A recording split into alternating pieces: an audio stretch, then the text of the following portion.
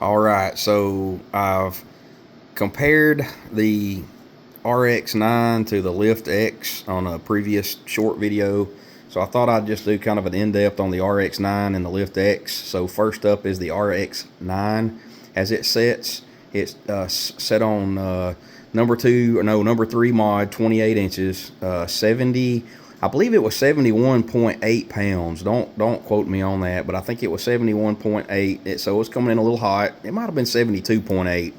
And it was 295 feet per second with the Victory Vape TKO at right under 27 inches carbon to carbon. So this has been one of the fastest bows that I've ever shot at 28 inches and 70 pounds with, an arrow that weighs, I don't know, 420, 30 grains, somewhere in there. I hadn't measured one in a while. I used to know exactly what it was, but somewhere in there. And it may be just a little bit heavier, but that kind of speed with a 28-inch draw is just unbelievable on these bows.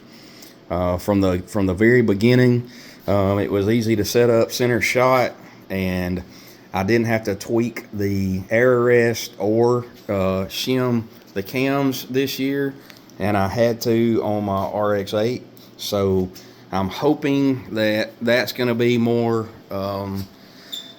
the case versus it's not an exception, and most people's bows I hope are going to be like that. So really good speeds out of it.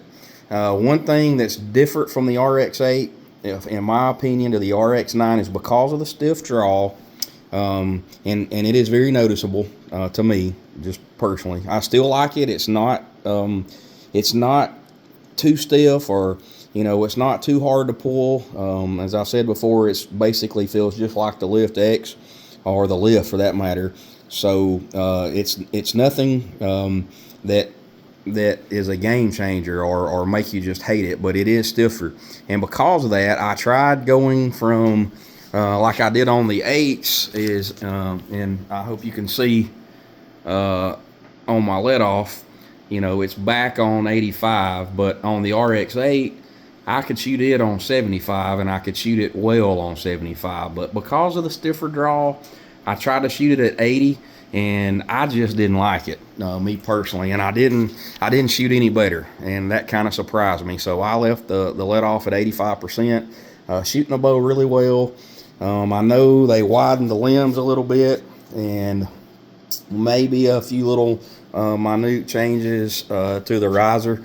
One thing they did not change, praise the Lord, is the grip. It just feels like home. The grip is just phenomenal, and I really do like the Ghost Sticks 2.0. But overall, I think anybody who has shot Hoyt before will appreciate the smooth draw.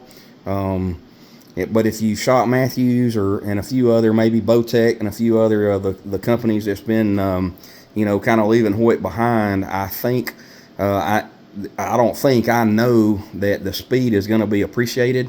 I hope it's not too much of a burden for people to pull where they don't like it, and I don't think it will be. I know the shops are going to not be as happy because it's a little more like Matthews, where every cam needs a mod. I think there's 5 this year, but overall, great bow. Can't wait to get some more arrows through it, and I'll update you if anything crazy goes wrong.